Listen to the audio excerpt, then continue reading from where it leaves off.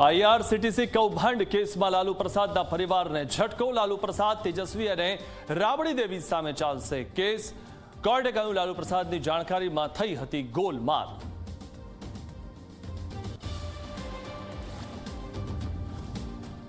ગાંધીનગરની હવાને શુદ્ધ બનાવવા તંત્રનો એક્શન પ્લાન। 5 વર્ષમાં કોર્પોરેશન કરશે 286 કરોડનો ખર્ચ।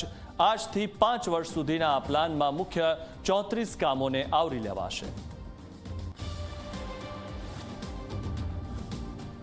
ભાવનગર સોમનાથ હાઈવે પર કારમાં લાગી આગ। ચાલુ કારે આગ લાગતા માંડ બહાર આવ્યો કાર ચાલક। સમયસર બહાર આવી જતા બચી ગયો કાર ચાલકનો જીવ।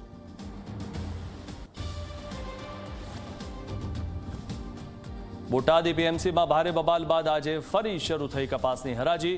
કડદા મુદ્દે 3 દિવસથી વિરોધ પ્રદર્શન થતા માર્કેટ હતું બંધ। આજથી હરાજી શરૂ થતા ખેડૂતો કપાસ લઈને પહોંચ્યા। કચ્છના સામત્રા ગામમાં યુવાન પત્ની બની હત્યારી। રૂપિયા માટે વૃદ્ધ પતિને જીવતો સળગાવી દીધો। 1.5 વર્ષ પહેલા જ થયા હતા લગ્ન। પત્નીએ પતિને કેરોસીન છાંટીને સળગાવી દીધો।